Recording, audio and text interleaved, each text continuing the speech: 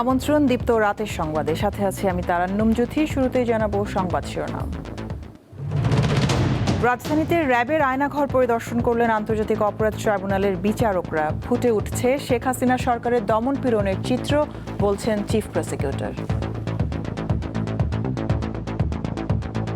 যারা এই রাষ্ট্রটিকে পরিচালনা করেছিলেন তারা যে কতটা ফ্যাসিস্ট ছিলেন, এই আয়নাঘরের মধ্যে দিয়ে তাদের চরিত্র আজকে উন্মোচিত হয়েছে। জুলাই আন্দোলনে গ্রাফিতি আবার রঙিন হয়ে উঠছে ঢাকা বিশ্ববিদ্যালয়ের ক্যাম্পাসে। ২৪-এর গণঅভ্যুত্থানের চেতনা নতুন করে জাতির সামনে তুলে ধরার চেষ্টা শিক্ষার্থীদের।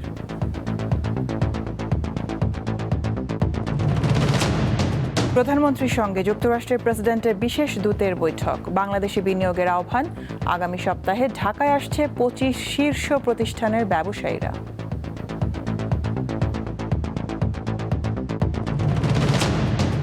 নারায়ণগঞ্জে গ্যাসের অবৈধ সংযোগ, পুরনো লাইনে লিকেজ ও সিলিন্ডার গ্যাসের ব্যবস্থাপনায় ত্রুটির কারণে ঘটছে দুর্ঘটনা।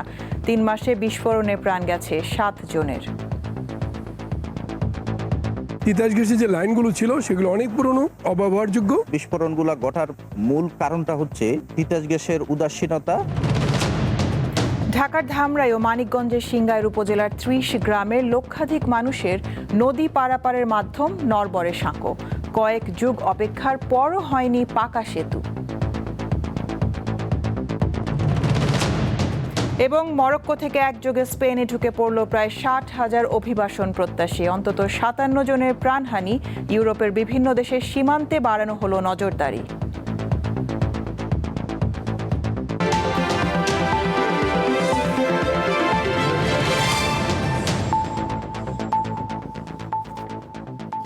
রাজধানীর উত্তরায় র্যাব ১-এর সদর দপ্তরে থাকা গোপন বন্দিশালা বা আয়নাঘর আজ পরিদর্শন করেছেন আন্তর্জাতিক অপরাধ ট্রাইব্যুনালের ৩ বিচারক।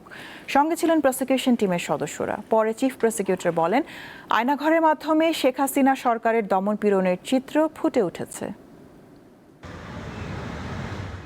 গণ অভ্যুত্থানে ক্ষমতাচ্যুত শেখ হাসিনা সরকারের বিরুদ্ধে অন্যতম অভিযোগ ছিল গুম নির্যাতনের। বিশেষ করে বহু মানুষকে র্যাবের টাস্ক ফোর্স ফর ইন্টারোগেশন বা টিএফআই সেলে নিয়ে বিচার বহির্ভূতভাবে আটকে রাখার অসংখ্য অভিযোগ রয়েছে। টিএফআই সেলে গুম ও নির্যাতনের অভিযোগে বর্তমান ও সাবেক ১২ জন সেনা কর্মকর্তা সহ ১৭ জনের বিরুদ্ধে আন্তর্জাতিক অপরাধ ট্রাইব্যুনালে বিচার চলছে। এ মামলার বিচার কার্যের অংশ হিসেবে শনিবার ট্রাইব্যুনালের ৩ বিচারক, প্রসিকিউশন ও আসামিপক্ষের কয়েকজন আইনজীবী রাজধানীর উত্তরায় র্যাব ১ সদর দপ্তরে অবস্থিত টিএফআই সেল পরিদর্শন করেন। দরজা জানালাবিহীন এই ধরনের ছোট ছোট ঘরগুলি ছিল র্যাবের বন্দিশালা, যেটিকে আয়নাঘর বলা হয়। আমি যেখানে দাঁড়িয়ে আছি এই রুমটিতে কিন্তু আমাদের বর্তমান স্বরাষ্ট্রমন্ত্রী সালাউদ্দিন আহমেদকে গুম করে রাখা হয়েছিল। আমরা মাননীয় ট্রাইব্যুনালের কাছে আবেদন করেছিলাম যে মাননীয় বিচারপতি মহোদয়গণ আমাদের ফিজিক্যালি এই আয়নাঘর নামক এই যে ঘটনাস্থলটি পরিদর্শন করার জন্য তারা সেই আবেদনটা মঞ্জুর করেছিলেন এবং সেই মোতাবেক আজকে তারা সরজমিনে এসে আমাদের দুই পক্ষ, প্রসিকিউশন এবং আসামি পক্ষ ডিফেন্স, উভয় পক্ষের উপস্থিতিতে তারা সরজমিনে পরিদর্শন করে গেছেন এবং সেখানে আমরা আশা করি যে তারা একটা মেমোরান্ডাম প্রস্তুত করবেন এবং সেটি আমাদের বিচারের পার্ট অফ রেকর্ড হিসেবে গণ্য হবে। সাংবাদিকদের চিফ প্রসিকিউটর আরও বলেন, এসব নির্যাতনে সুপিরিয়র রেসপন্সিবিলিটিতে যারা ছিলেন তাদের প্রত্যেককেই আইনের আওতায় আনা উচিত। তৎকালীন রাষ্ট্র যে একটি ফ্যাসিবাদী রাষ্ট্র ছিল এবং যারা এই রাষ্ট্রটিকে পরিচালনা করেছিলেন তারা যে কতটা ফ্যাসিস্ট ছিলেন, এই আয়নাঘরের মধ্যে দিয়ে তাদের চরিত্র আজকে উন্মোচিত হয়েছে। যারা এই ফ্যাসিস্ট রাষ্ট্র কায়েম করেছিলেন, যারা এরকম অমানবিক ঘটনার জন্ম দিয়েছিলেন, মানবতা বিরোধী অপরাধ সংগঠনে সহায়তা করেছিলেন, প্রত্যেককেই আইনের আওতায় আনা উচিত বলে আমরা মনে করি।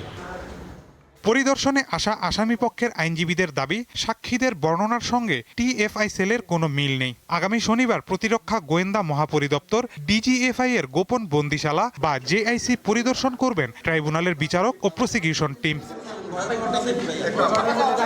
মাহিদুর রহমান, দীপ্ত সংবাদ, ঢাকা।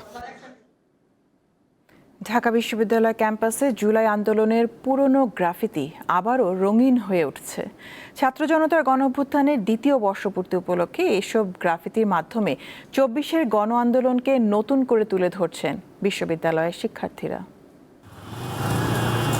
জুলাই আন্দোলনের এসব গ্রাফিতিতে নোনা ধরেছে। অস্পষ্ট হয়ে পড়েছে অনেক চিত্রকর্ম। তাই 2 বছর আগে করা এসব চিত্রকর্মে নতুন করে দেয়া হচ্ছে রঙের প্রলেপ। 24-এর গণ অভ্যুত্থানে তীব্র আন্দোলনের চিহ্ন ফুটিয়ে তোলা হয় গ্রাফিতিতে, যা বহন করে চলেছে জুলাই আন্দোলনের চেতনা। শনিবার ঢাকা বিশ্ববিদ্যালয় গ্রাফিতি পুনঃঅঙ্কনের আয়োজন করে।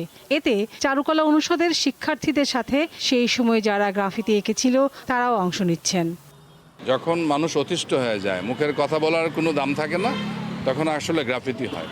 এই যে আসলে ওই টিনেজার ছেলেমেয়েরা যখন দেখেছিল যে স্বৈরাচারী সরকার আসলে কোনোভাবেই কথা শুনছে না, তখন পেশাদার শিল্পীরা না, মানে একেবারে যা খুশি ঘর থেকে বেরিয়ে এসে তখন তারা সেই দেয়ালে দেয়ালে গ্রাফিতি করেছে সারা দেশে। এই আয়োজন উদ্বোধন করে বিশ্ববিদ্যালয়ের উপাচার্য জানান, ছাত্রদের সাথে একাত্ম হয়েছিল সাধারণ মানুষ, যার স্বতঃস্ফূর্ত প্রকাশ এসব গ্রাফিতি। শেখ হাসিনার বিরুদ্ধে যে অবস্থান, সেগুলোকে পুরোপুরি স্লোগানের মধ্য দিয়ে বা তাদের প্রতিকৃতির মধ্য দিয়ে, লেখনের মধ্য দিয়ে মনে রাখার কথা, সেগুলো মনে রাখার জন্য আমরা চেষ্টা করেছি। এগুলোকে আমরা এখন সংরক্ষণ করতে চাই, প্রিজার্ভেশন যাকে বলা হয়, প্রিজার্ভ করতে চাই। উপাচার্যের বাসভবন থেকে শুরু হয় গ্রাফিতি পুনঃঅঙ্কনের কাজ, যা আগামী 3 দিন বেগম রোকেয়া হলের গেট পর্যন্ত চলবে। লাবণী গুহ, দীপ্ত সংবাদ, ঢাকা। জুলাই আন্দোলনের 2 বছর পার হয়েছে, কিন্তু যেই উদ্দেশ্যে ছাত্র জনতা রক্ত দিয়েছে সেই লক্ষ্য এখনো পূরণ হয়নি। এমনটাই উঠে এসেছে দীপ্ত টিভির আজকের জনতার কথায়। জুলাই গণ অভ্যুত্থান দেশের রাজনীতির ইতিহাসে এক গুরুত্বপূর্ণ অধ্যায়। পরিবর্তনের আকাঙ্ক্ষা, গণতন্ত্র পুনঃপ্রতিষ্ঠা, জবাবদিহিতা নিশ্চিত করা সহ রাষ্ট্র পরিবর্তনের লক্ষ্যে রাজপথে নেমেছিল হাজারো মানুষ। আজ 2 বছর পেরিয়ে গেছে সেই আন্দোলনের। সময় হিসেবে খুব বেশি সময় নয়, তবে প্রত্যাশা আর বাস্তবতার হিসেব কতটুকু মিলেছে? প্রত্যাশা ছিল যে জুলাই গণ অভ্যুত্থানের পরে একটা গণতান্ত্রিক বাংলাদেশ আমরা পাবো, কিন্তু আমরা যদি দেখি যে গ্রাফিতিগুলি যেমন ম্লান হয়ে যাচ্ছে, ঠিক একই রকম গণ অভ্যুত্থানের যে আকাঙ্ক্ষা সেটাও কিন্তু ধূসর হয়ে যাচ্ছে। সরকারি দল কিংবা বিরোধী দল যারা সংসদে আছেন, কেউই সংস্কারের প্রশ্নে আন্তরিক না, ফলে সংস্কার বা কাঠামোগত সংস্কার এখানেই মার খেল। আর দ্বিতীয় যে বিষয়টা থাকে যে বৈদেশিক হস্তক্ষেপ, বহির্বিশ্বের বৈদেশিক সাম্রাজ্যবাদী হস্তক্ষেপ, সেখানে ভারতের সাথে চুক্তিগুলো তো আর কোনো কিছু রদ হয়ে গেছে এরকম হয় নাই। বিএনপি 17 বছর ছিল ধান খেতে, তারা এখন সংসদে গেছে। আবার জুলাই আন্দোলনকারীদের একটা অংশ হচ্ছিল আপনার যে হলের ক্যান্টিনে যে খাবারগুলা খেতে পারতো না, তারা এখন রেডিসন ব্লু বা আপনার নীলা মার্কেটে হাঁসের মাংস খেতে যায়। আমি 50-50 রাখতে চাই আর কি।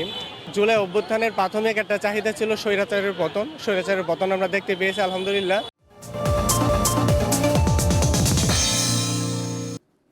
এবার অন্য প্রসঙ্গ। বাংলাদেশে বিনিয়োগ সম্ভাবনা খতিয়ে দেখতে যুক্তরাষ্ট্রের 25 শীর্ষ প্রতিষ্ঠানের 45 ব্যবসায়ী আগামী সপ্তাহে ঢাকায় আসবেন, এমনটাই জানালেন প্রধানমন্ত্রীর কার্যালয়ের মুখপাত্র মাহদি আমিন। আজ প্রধানমন্ত্রী তারেক রহমানের সঙ্গে যুক্তরাষ্ট্রের প্রেসিডেন্টের দক্ষিণ ও মধ্য এশিয়া বিষয়ক বিশেষ দূত সার্জিও গোরের বৈঠক শেষে কথা জানান তিনি। যুক্তরাষ্ট্রের প্রেসিডেন্ট ডোনাল্ড ট্রাম্পের দক্ষিণ ও মধ্য এশিয়া বিষয়ক বিশেষ দূত সার্জিও গোর 3 দিনের বাংলাদেশ সফরের শেষ দিন শনিবার প্রধানমন্ত্রী তারেক রহমানের সঙ্গে সাক্ষাৎ করেন। প্রধানমন্ত্রীর তেজগাঁওয়ের কার্যালয়ে তাদের বৈঠক হয়। গোর দিল্লিতে যুক্তরাষ্ট্রের রাষ্ট্রদূতের দায়িত্ব পালন করছেন। প্রধানমন্ত্রীর সঙ্গে 2 দেশের স্বার্থ সংশ্লিষ্ট বিভিন্ন বিষয়ে কথা বলেন যুক্তরাষ্ট্রের বিশেষ দূত। তারেক রহমান বাংলাদেশে যুক্তরাষ্ট্রের বিনিয়োগ অব্যাহত রাখার আহ্বান জানিয়েছেন।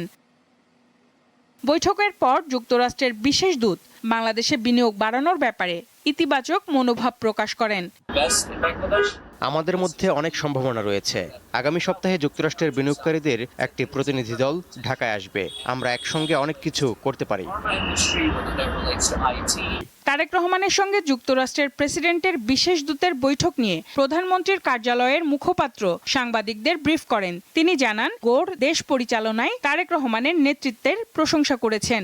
বাংলাদেশের নির্বাচিত মাননীয় প্রধানমন্ত্রীর নেতৃত্বের উপর দৃঢ় আত্মবিশ্বাসের কথা বলা হয়েছে এবং মার্কিন যুক্তরাষ্ট্রের পক্ষ থেকে বলা হয়েছে যে মাননীয় প্রধানমন্ত্রীর নেতৃত্বে বাংলাদেশে স্থিতিশীলতা ফেরত এসেছে, একটা সুন্দর গণতান্ত্রিক অগ্রযাত্রা বহমান রয়েছে। বাংলাদেশের গণতান্ত্রিক অগ্রযাত্রায় যুক্তরাষ্ট্র সবসময় পাশে থাকবে বলে আশা করেন প্রধানমন্ত্রীর কার্যালয়ের মুখপাত্র। সঞ্জিতা প্লাবনী, দীপ্ত সংবাদ, ঢাকা। রাষ্ট্রপতি নির্বাচনে বিএনপির প্রার্থী মনোনয়নের দায়িত্ব দলের চেয়ারম্যান ও প্রধানমন্ত্রী তারেক রহমানের কাছে ন্যস্ত করেছে বিএনপির স্থায়ী কমিটির সদস্য।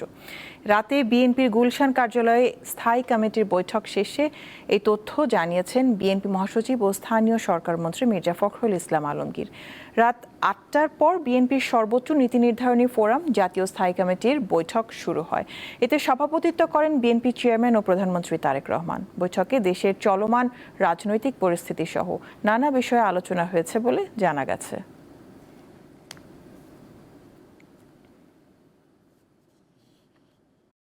সরকারের উন্নয়ন কর্মকাণ্ড সব বিষয়ে আলোচনা হয়েছে। স্থানীয় সরকার নির্বাচন নিয়ে আলোচনা হয়েছে। আমাদের দলের পক্ষ থেকে আমাদের রাষ্ট্রপতি নির্বাচনের প্রার্থী নির্বাচন কবে নির্বাচন হবে সব দায়িত্ব আমাদের দলের চেয়ারম্যান এবং মাননীয় প্রধানমন্ত্রী জনাব তারেক রহমানের উপরে ন্যস্ত করা হয়েছে। দেশে আবারও ভয়ের পরিবেশ তৈরি হচ্ছে এবং বিরোধী মত দমনের পুরনো কৌশল ফিরে আসছে বলে অভিযোগ করেছেন এনসিপির আহ্বায়ক নাহিদ ইসলাম। বিকেলে ঢাকা রিপোর্টার্স ইউনিটির মিলনায়তনে জুলাই গণঅভ্যুত্থানের দ্বিতীয় বর্ষপূর্তি উপলক্ষে সম্প্রীতির জুলাই গণঅভ্যুত্থানে হিন্দু বৌদ্ধ খ্রিস্টান সম্প্রদায়ের অবদান শিরোনামে আলোচনা সভায় তিনি এই অভিযোগ করেন। নাহিদ ইসলাম বলেন, দেশের বর্তমান পরিস্থিতিতে সব পক্ষের দায়িত্বশীল আচরণের মাধ্যমে জাতীয় ঐক্য ধরে রাখতে হবে। অর্থনৈতিক ও রাজনৈতিক সংকট মোকাবেলায় এখনও জাতীয় ঐক্য অপরিহার্য।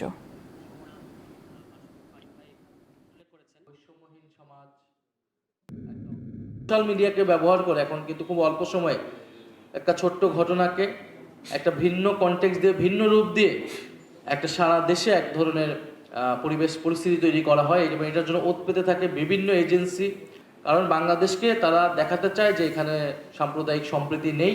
এটা দেখালে বিভিন্ন রাজনৈতিক গোষ্ঠীর লাভ হবে। আমাদের কাজ হচ্ছে ঐক্যবদ্ধভাবে সেই ষড়যন্ত্রকে প্রতিহত করা। আইন সংশোধনের মাধ্যমে রিফর্ম আওয়ামী লীগ নামে ফ্যাসিবাদের পুনর্বাসনের চেষ্টা হচ্ছে বলে অভিযোগ করেছেন জামায়াতে ইসলামের সেক্রেটারি জেনারেল মিয়া গোলাম পরওয়ার। আজ রাজধানী মহাখালীতে গণভোটের রায় বাস্তবায়ন ও জুলাই গণঅভ্যুত্থানে গণহত্যায় জড়িতদের দ্রুত বিচারের দাবিতে বিক্ষোভ মিছিলে তিনি এই অভিযোগ করেন। তিনি বলেন, গণভোটের গণরায় অনুযায়ী সংবিধানের মৌলিক কাঠামোর সংস্কার প্রয়োজন। এর মাধ্যমে ফ্যাসিবাদের পুনরুত্থান ঠেকানো সম্ভব বলে মনে করেন জামায়াতের সেক্রেটারি জেনারেল।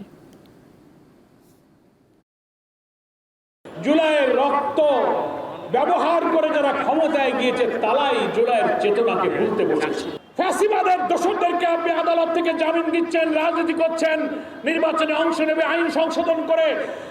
তারা রিফাইন আওয়ামী লীগ ইনক্লুসিভ ইলেকশনের নামে ফ্যাসিবাদের প্রেতাত্মাদেরকে বাংলাদেশে ঢোকার জন্য আবার ষড়যন্ত্র করছে। এবার থাকছে উদ্দীপ্ত, যা কিছু ভালো ও উদ্দীপনার।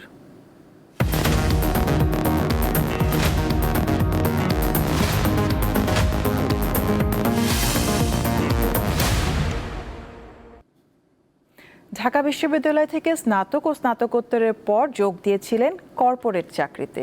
ছিল সুনিশ্চিত ও আরামদায়ক শহুরে জীবন, কিন্তু চাকরির গণ্ডিতে আটকে না থেকে নিজের স্বপ্ন বাস্তবায়নে গ্রামে ফিরে যান সৈয়দ আলামিন। দিনাজপুরের চিরির বন্দরে তিনি গড়ে তোলেন ব্ল্যাক বেঙ্গল ছাগলের বাণিজ্যিক খামার, যা এখন এলাকায় বিশাল সম্ভাবনার দুয়ার খুলে দিয়েছে। দিনাজপুর জেলার চিরিরবন্দর উপজেলার ১ নং নসরতপুর ইউনিয়নের ফকিরপাড়ায় সৈয়দ আলামিন ঢাকা বিশ্ববিদ্যালয়ে পড়াশোনা শেষ করে তিনি এখন ব্ল্যাক বেঙ্গল জাতের ছাগলের খামার তৈরি করেছেন। আমাদের দেশীয় ছাগল হারিয়ে যেন না যায়, সেজন্যই তিনি বাণিজ্যিকভাবেই শুধুমাত্র ব্ল্যাক বেঙ্গল জাতের ছাগল নিয়েই তার এই খামার। আমার আসলে ছাগল পালন নিয়ে একটা আগ্রহ ছিল আগে থেকেই। আমি কিন্তু শুরু করেছিলাম ফার্ম প্যাটার্নে। যখন শুরু করলাম তখন আমি 14টা মা ছাগল আর একটা পাঠা, এই 15টা ছাগল দিয়ে আমি শুরু করলাম আজ থেকে 1.5 বছর আগে। এখন আমার তাদেরই প্রোডাকশন, তাদেরই সবকিছু মিলে কিন্তু 90টা প্লাস ছাগল।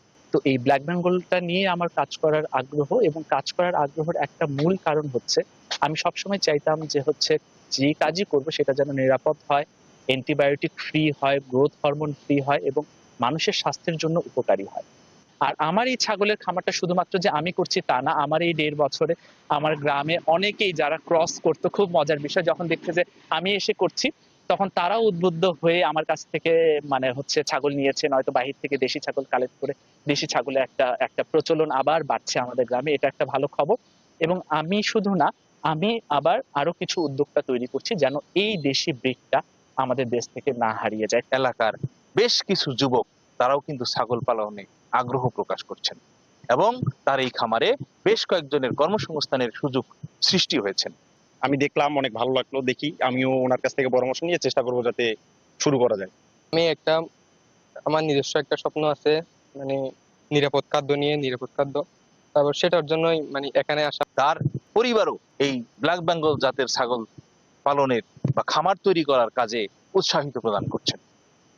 সুলতান মাহমুদ, দীপ্ত টেলিভিশন, চিরির বন্দর, দিনাজপুর। দেশের বিশাল মানব সম্পদকে দক্ষ জনশক্তিতে রূপান্তর করতে কারিগরি শিক্ষার উপর গুরুত্ব দেওয়া হচ্ছে বলে জানিয়েছেন শিক্ষামন্ত্রী আ.ন.ম এহসানুল হক মিলন। সকালে ঢাকা পলিটেকনিক ইনস্টিটিউটে আয়োজিত অনুষ্ঠানে তিনি একথা বলেন। শিক্ষামন্ত্রী আরও বলেন, প্রধানমন্ত্রী তারেক রহমান কারিগরি শিক্ষাকে বেশি গুরুত্ব দিচ্ছেন। দেশের তরুণ জনগোষ্ঠীকে দক্ষ করে গড়ে তুলতে শিক্ষা ব্যবস্থায় বড় ধরনের পরিবর্তন প্রয়োজন বলে জানান তিনি।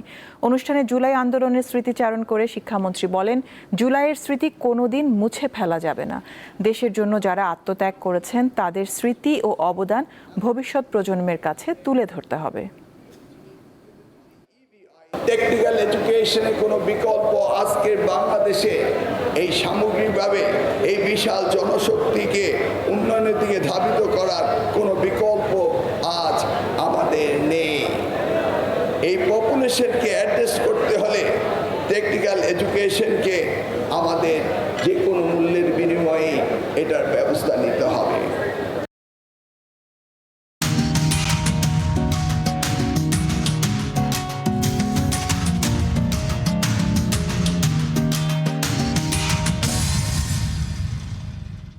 গ্যাসের অবৈধ সংযোগ, পুরনো লাইনের লিকেজ ও সিলিন্ডার গ্যাসের ব্যবস্থাপনায় নানা ত্রুটির কারণে নারায়ণগঞ্জে প্রায়ই ঘটছে দুর্ঘটনা। গত 3 মাসে গ্যাস থেকে বিস্ফোরণে অন্তত 30 জন আহত হন, এর মধ্যে চিকিৎসাধীন অবস্থায় মারা গেছেন 7 জন। এই অবস্থা থেকে উত্তরণে নাগরিক সচেতনতার পাশাপাশি পুরনো লাইন সংস্কারের পরামর্শ বিশেষজ্ঞদের।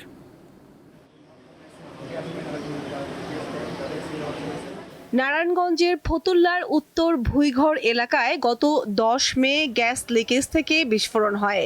এতে দগ্ধ হয়ে মৃত্যু হয় একই পরিবারের 5 জন। 11 মে ফতুল্লার লাকিবাজার এলাকায় গ্যাস লিকেজ থেকে আরও একটি বিস্ফোরণের ঘটনা ঘটে। এতে দগ্ধ 4 জনের মধ্যে 1 জনের মৃত্যু হয়। 13 মে সোনারগাঁয়ে জেরা পয়েন্ট প্ল্যান্টের ক্যান্টিনে চুলার গ্যাস জমে বিস্ফোরণে দগ্ধ হন 12 জন কর্মকর্তা কর্মচারী, এর মধ্যে মৃত্যু হয় 2 জনের। সবশেষ 14 জুলাই ফতুল্লায় কুতুবপুর ইউনিয়নে লাইন মেরামত করতে গিয়ে বিস্ফোরণে দগ্ধ হন তিতাসের 4 শ্রমিক। বিস্ফোরণগুলো ঘটার মূল কারণটা হচ্ছে তিতাস গ্যাসের উদাসীনতা। তিতাস গ্যাসের যে লাইনগুলো ছিল সেগুলো অনেক পুরনো, অনেক বাতিল, অব্যবহারযোগ্য। ফায়ার সার্ভিসের কর্মকর্তারা জানান, নাগরিক অসচেতনতা এবং অপরিকল্পিত তিতাস গ্যাস লাইন স্থাপন ও লিকেজই মূলত দুর্ঘটনার মূল কারণ। মিডিয়ার সবাই যদি আমরা এই বিষয়গুলোকে মানুষকে বারবার এই সচেতনতার দিকে যদি আমরা সবাই মনোযোগী হই, তাহলে আমার মনে হয় যে নারায়ণগঞ্জে যে গ্যাসের যে বিস্ফোরণ, যে ঘটনাগুলো ঘটছে প্রতিনিয়ত, এটা থেকে আমরা কিন্তু কিছুটা হলেও আমরা মনে হয় যে এটা কমে আসবে যদি আমরা আমাদের প্রচার মাধ্যমটাই থাকবে মানুষকে সচেতন করা। গ্যাস লাইনে লিকেজ থাকার কথা স্বীকার করেছেন তিতাস কর্তৃপক্ষ। পুরনো লাইন সংস্কার ও ঝুঁকিপূর্ণ স্থানগুলো চিহ্নিত করার কাজ চলমান বলে জানান এই কর্মকর্তা। লিকেজ যখন আমরা ইনফরমেশন পাই, আমাদের ইমার্জেন্সি টিম আছে, তারা তাৎক্ষণিকভাবে সেখানে যায়, সেটা রিপেয়ার করে। তাছাড়া আমরা আমাদের ইয়ারলি কন্ট্রাক্ট আমরা টেন্ডার ঠিকাদার নিয়োগ করছি। নগর পরিকল্পনাবিদদের মতে প্রতিটি আবাসিক ভবনে ভেন্টিলেশনের ব্যবস্থা রাখা প্রয়োজন, কারণ পরিকল্পিত নগরায়নই পারে এসব দুর্ঘটনা রোধ করতে। বাসাবাড়িতে যেরকমভাবে ভেন্টিলেশন বা বাতাস চলাচলের সুযোগ থাকা দরকার, বিশেষ করে রান্নাঘরে, সেই ধরনের অনেক সময় ভেন্টিলেশন বা বাতাস চলাচলের সুযোগ না থাকাতেও দেখা যাচ্ছে যে বাতাস চাপে অনেক সময় দুর্ঘটনা ঘটছে। 1964 সাল থেকে নারায়ণগঞ্জের বিভিন্ন এলাকায় গ্যাস সরবরাহ করছে তিতাস। কামরুন নাহার, দীপ্ত, বার্তা কক্ষ। ঢাকার ধামরাই ও মানিকগঞ্জের সিংগাইর উপজেলার মাঝখান দিয়ে বয়ে গেছে ধলেশ্বরী নদী, যা বিচ্ছিন্ন করেছে ধামরাইয়ের কুল্লা ইউনিয়ন এবং সিংগাইর উপজেলার ধল্লা ইউনিয়নকে। এই এলাকার 30টি গ্রামের লক্ষাধিক বাসিন্দাকে নদী পার হতে হয় একটি নড়বড়ে বাঁশের সাঁকো দিয়ে, অথচ তারা দীর্ঘ সময় অপেক্ষা করছেন একটি পাকা সেতুর জন্য। প্রতিদিন জীবনের ঝুঁকি নিয়ে এই লক্কর ঝক্কর যে বাঁশের সাঁকোতে হাজার হাজার মানুষ পারাপার হচ্ছে এবং তাদের কি সমস্যা হচ্ছে এবং একটি সেতুর কতটা প্রয়োজনীয়তা এই অঞ্চলে, তাদের মুখ থেকে সেই কথাগুলো শুনবো। খাবারের এত সন্নিকটে হওয়ার পরেও এখানে একটা ব্রিজের অভাবে এই জায়গার এই 20-30টা গ্রামের মানুষ একদম অবহেলিত, এবং এখানে এই ব্রিজ না থাকার কারণে ভালোভাবে শিক্ষিত লোক তৈরি হয় নাই। কোনো মুহূর্তে এটা একটা দুর্ঘটনা ঘটতে পারে। তারপর আমরা অনেক আশাবাদী যে অনেক বছর যাবৎ বলতেছে যে এখানে একটা ব্রিজ দিবে, কিন্তু এখনো দিতেছে না। আমাদের জানেন যে এখানে সাবার একটা আড়ত, কাঁচামালের আড়ত, বাণিজ্যিক হাট, সেখানে তো কাঁচামাল সবজিগুলো পারাপার ব্রিজটা নেওয়া যাচ্ছে না, একটা তো নেওয়া যাচ্ছে না, নৌকা দেওয়া নিতে হয়, অনেক কষ্ট। স্কুলে যাই এবং অনেক সময় বাস খুলে ফেলা হয়, তাতে আমাদের স্কুলে যাইতে অনেক সমস্যা হয়। আমাদের সাবার নদীর ব্রিজ যদি হয়ে যাইতো তাহলে আমরা বাটির চর ফুটনগর এলাকা বাসিন্দার যারা আছে অনেক ব্যয়বহুল, অনেক কষ্ট হয়, এটা জানিয়ে যাইতে পারি না। আমাকে ফুটনগরের ব্রিজটার জন্য আমরা বহুবার অনেকবার আমরা চেয়ারম্যানও বানাইছি, মেম্বার বানাইছি, তারপরে উপজেলা চেয়ারম্যান বানাইছি, আমরা এমপি বানাইছি, কিন্তু সবাই খালি আশাবাদী। আমাকে এই আশা নিয়েই আমরা বর্তমানে আছি, কিন্তু এই পর্যন্ত কেউ আমাকে ওই আশা পূর্ণ করলো না। তা একটা ব্রিজ হলে সবচাইতে ভালো হয় এখানে, মানে ব্রিজের খুবই জরুরি প্রয়োজন। অনেক লোকজন এখানে যাওয়া আসা হয়, দোকানপাটের মাল সাবানা যা আসে, একটু যে যা আসে মাথায় করে নেয় বা একটু বেনে করে নিয়ে যায়, তো ভারী কোনো কিছু নিয়ে যেতে পারে না, অনেক অসুবিধা মানুষের। ধামরাই সীমান্তবর্তী যেটি দক্ষিণ ফুটনগর এবং সিংগাইর উপজেলার, এখানে প্রায় 30টি গ্রামের প্রায় লক্ষাধিক মানুষ এই বৃষ্টিতে চলাচল করে এবং তারা এই অঞ্চলের কৃষি নির্ভর অঞ্চলের অর্থনৈতিক এবং সামাজিক উন্নয়নের জন্য খুব তাড়াতাড়ি একটি সেতু দরকার, এমনটি তারা দাবি জানিয়েছেন। এম এ হালিম, দীপ্ত সংবাদ, ধামরাই, ঢাকা। এবার দিনের আরো কিছু খবর নিয়ে সংবাদ সংক্ষেপ। গোপালগঞ্জের কাশিয়ানীতে 8ম শ্রেণীর এক ছাত্রী ও এক তরুণকে গাছের সঙ্গে বেঁধে প্রকাশ্যে শারীরিক ও মানসিক নির্যাতনের অভিযোগ উঠেছে। 28 জুলাইয়ের এ ঘটনার ভিডিও ফেসবুকে ছড়িয়ে পড়ার পর ওই ছাত্রী বিষ পানে আত্মহত্যার চেষ্টা করেছে বলে তার পরিবার দাবি করেছে।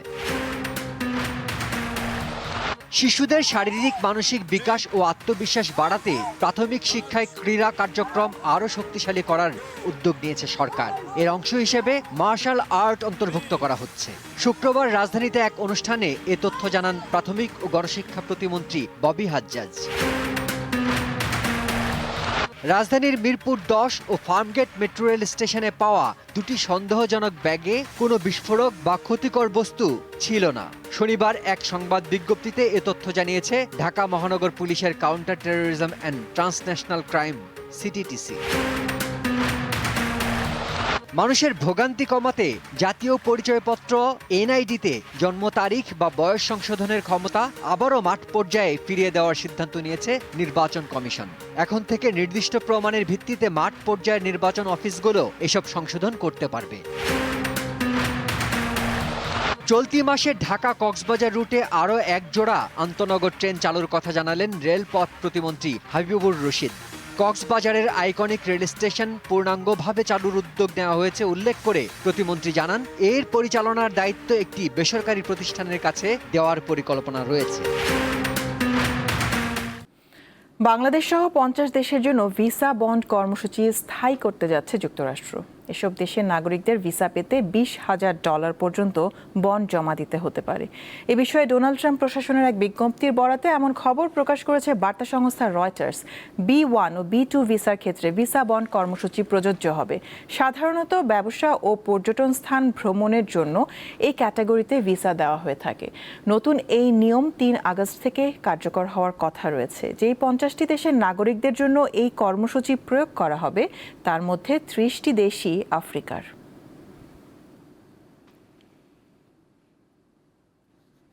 মরক্কো থেকে স্পেনে হাজার হাজার অভিবাসীর হঠাৎ অনুপ্রবেশ ইউরোপ জুড়ে নতুন করে অভিবাসন সংকট সৃষ্টি করেছে।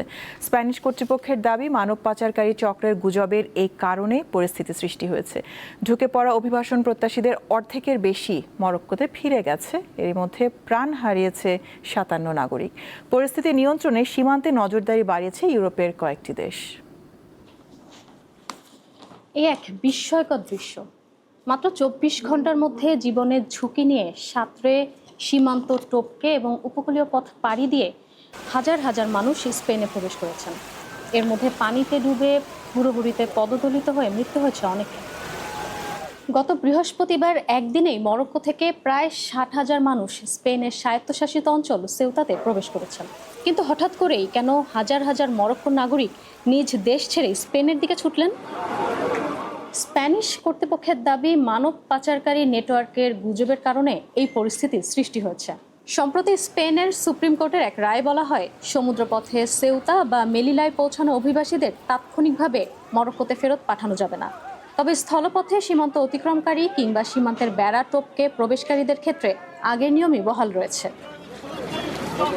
স্পেনের প্রধানমন্ত্রী পেদ্রো সানচেস বলছেন, এই রায়কে কেন্দ্র করে মানব পাচারকারীরা মানুষকে ভুল বুঝাচ্ছে যে সমুদ্র পাড়ি দিয়ে কোনোভাবে স্পেনে পৌঁছাতে পারলে ইউরোপে থাকার সুযোগ মিলবে।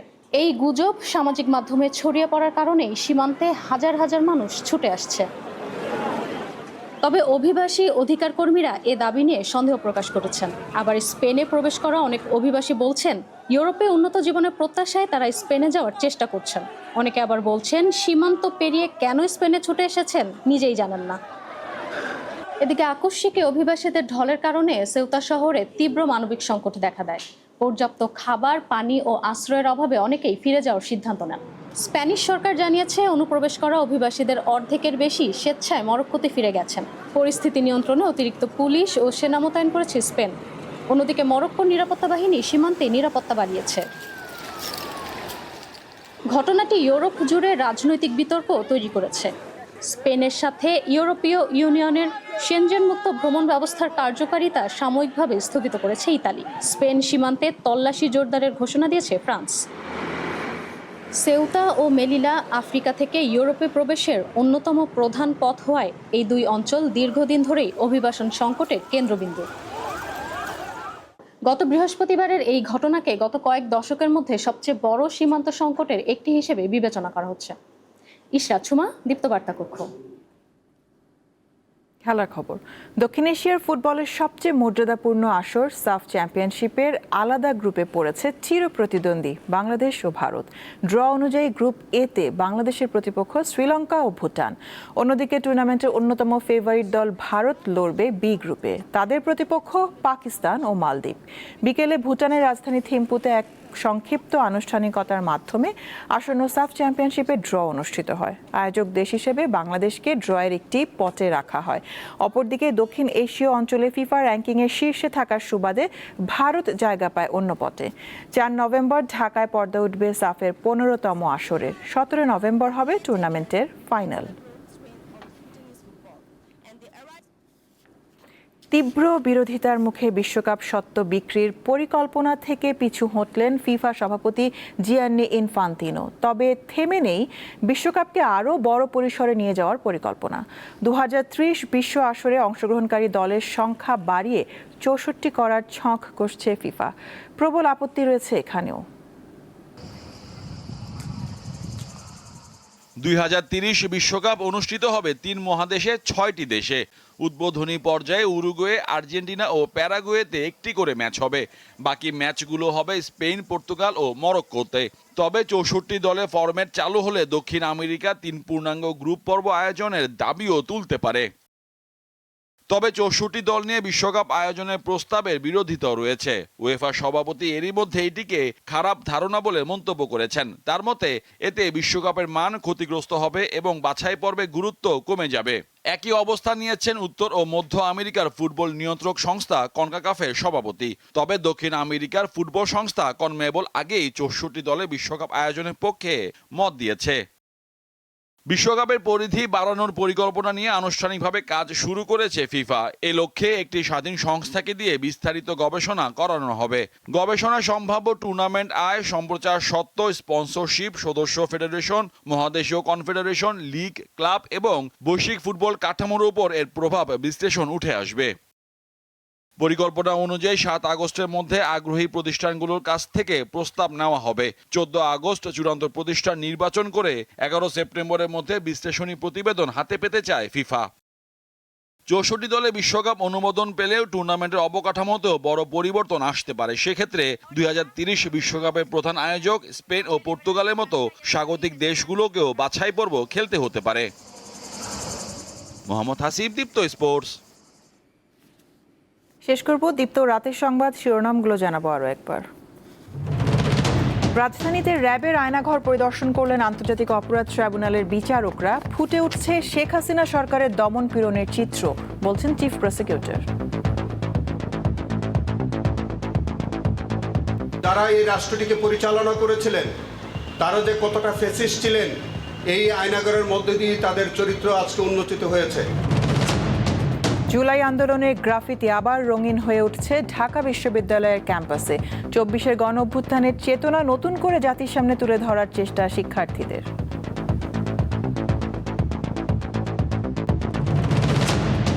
প্রধানমন্ত্রীর সঙ্গে যুক্তরাষ্ট্রের প্রেসিডেন্টের বিশেষ দূতের বৈঠক। বাংলাদেশে বিনিয়োগের আহ্বান। আগামী সপ্তাহে ঢাকায় আসছে 25 শীর্ষ প্রতিষ্ঠানের ব্যবসায়ীরা।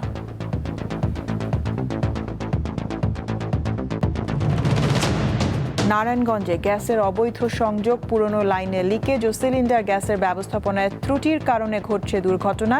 3 মাসে বিস্ফোরণে প্রাণ গেছে 7 জনের। তিতাস গ্যাসের যে লাইনগুলো ছিল সেগুলো অনেক পুরনো, অব্যবহারযোগ্য। বিস্ফোরণগুলো ঘটার মূল কারণটা হচ্ছে তিতাস গ্যাসের উদাসীনতা।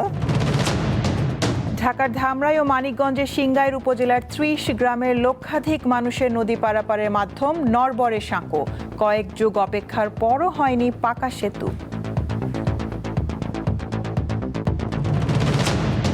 এবং মরক্কো থেকে একযোগে স্পেনে ঢুকে পড়ল প্রায় 60,000 অভিবাসন প্রত্যাশী। অন্তত 57 জনের প্রাণহানি। ইউরোপের বিভিন্ন দেশের সীমান্তে বাড়ানো হলো নজরদারি।